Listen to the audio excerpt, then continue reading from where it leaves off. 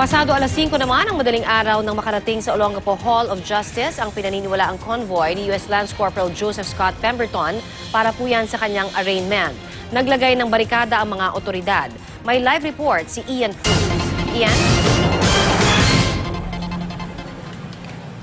Yes, Connie, pasado alas 5 nga ng madaling araw kanina nang dumating dito sa Olongapo City ang 3-vehicle convoy na sinasabi nga na pinagsakyan, yung isa doon ay pinagsakyan ni Lance Corporal Joseph Scott Pemberton ng US Marine. Alam mo, Connie, dito sa bahaging ito, itong compound ng Engineering Department, dyan dumaan yung 3-vehicle convoy at hindi sila nagpark doon sa the usual na parking.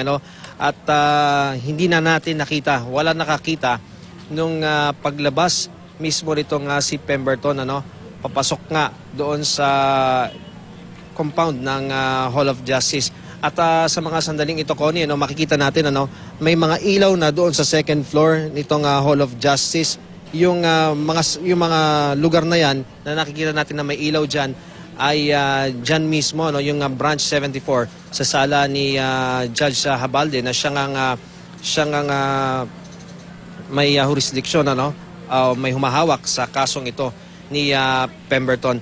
At sa mga sandaling ito, talagang napakahigpit pa rin ng seguridad dito sa area ng Hall of Justice. Walang pinapapasok at makikita natin talagang pirming nakasarado itong kanilang gate at lahat ng tanongin natin ay walang sumasagot doon sa mga tinatanong natin sa kanila sapagkat napakahigpit nga nung pinatutupad na protocol. Kaninang mga pasado alas 4 ay nilagay nga yung barikada dito at yung mga nagtitinda dito sa harap mismo ng Hall of Justice ay pinaalis muna pansamantala dahil nga sa inaasahang pagdagsa dito hindi lamang ng mga kagawad ng media kundi pati na rin nga ng mga magbibigay ng seguridad at ng mga taga Bureau of Fire Protection dahil nagpasok din sila ng fire truck kanina rito. Connie? Yes, Ian, meron ka na ba namamataan sa paligid kung may mga nagrarally o yung mga nagbabalak na magrally ngayong araw dyan sa arraignment?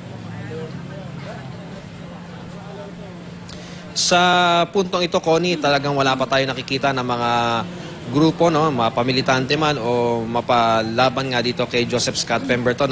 Wala tayong nakikita sapagkat sa puntong ito, mga mamimili dito sa palengke, yung mga nagdadaan dito at yung mga papasok sa kanilang mga tanggapan na malapit lamang kasi yung mga ilang mga tanggapan dito. Pero sa ngayon, wala pa sila. At maaari, Connie, na inaasahan natin na hanggang mamaya, kasi mamayang alas 8 pa magbubukas itong korte.